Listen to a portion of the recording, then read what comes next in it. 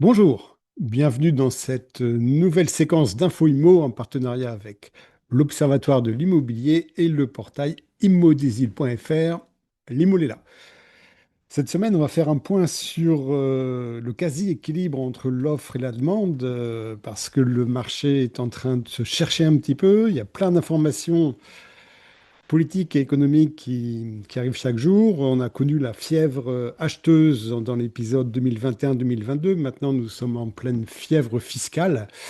Comment le marché perçoit cette situation à La Réunion? On va voir ça tout de suite et on va terminer par une petite parenthèse justement sur la situation fiscale de la France et le mythe de la taxation des GAFAM. On commence par l'évolution de l'offre et la demande au mois d'octobre. Donc voilà, on est à 65 pour l'offre sur la base d'un indice 100 et 78 pour la demande.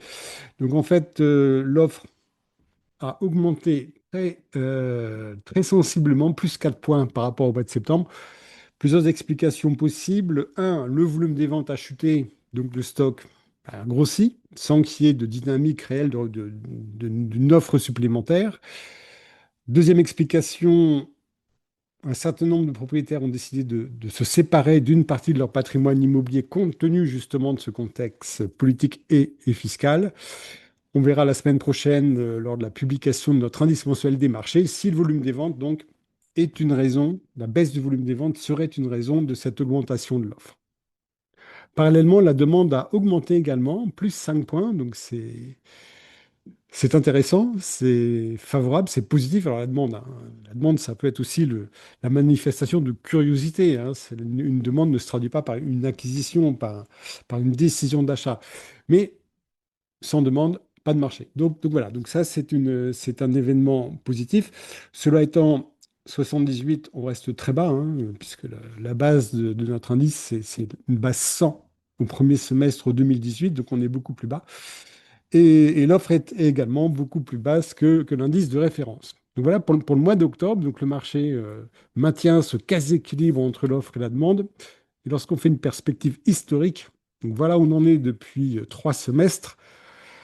Deuxième semestre 2024, on est sur un différentiel de 17 points entre l'offre et la demande.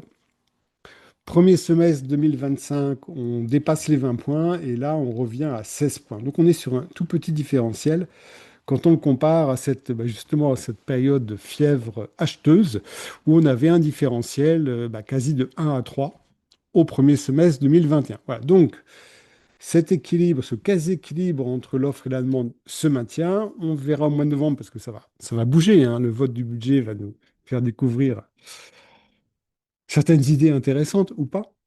Et c'est la transition que j'utilise d'ailleurs pour arriver sur cette taxe spéciale GAFAM. Donc en fait, le contexte, c'est en 2019, la France a décidé d'appliquer une taxe sur le chiffre d'affaires réalisé en France par les grandes entreprises, donc GAFAM. Cette taxe a rapporté en 2024 la somme de 750 millions d'euros sur l'année. Et dans leur délire fiscaux actuels, certains députés donc ont déposé un amendement qui a été voté pour passer cette taxe pour alourdir cette taxe et permettant de dégager non plus 750 millions, mais 2 milliards d'euros chaque année. Or, j'ai lu une analyse, c'est pas de moi, hein, mais c'est une analyse que j'ai trouvée très pertinente. En fait, cette taxe GAFAM, elle n'est pas payée par les GAFAM. Elle est payée par l'entreprise française qui utilise le service, en l'occurrence, c'est Google. Donc là, je suis sur une facture Google de ce mois dernier, hein, facture totale de 1580 euros. En fait, il y a 1549 euros de prestations Google que je paye plus coût d'exploitation réglementaire en France, 30 euros. Ça, c'est la taxe GAFAM que moi, je paye. Alors, pourquoi ça se passe comme ça? Google a une position hyper dominante, donc on le taxe, pas de souci, il répercute la taxe sur ses clients, les entreprises, dont la mienne, qui sont dans un milieu extrêmement concurrentiel et qui ne peuvent pas reporter sur leurs propres clients ce surcoût. Ça veut dire quoi? Ça veut dire que ces 30 euros, pour moi, c'est une charge. C'est une charge, donc ça va baisser mon bénéfice. Ça baisse mon bénéfice, donc ben, ça baisse mon IS, ou mon IRPP. Donc en fait, l'État pense capter 2 milliards sur ces GAFAM va en fait perdre autant sur la collecte de l'impôt sur les sociétés, puisque c'est une charge. Sans compter que pour collecter cette taxe, pour l'imaginer, l'appliquer, etc., il faut des fonctionnaires. Donc c'est un coût. Bref, c'est une idée vraiment stupide.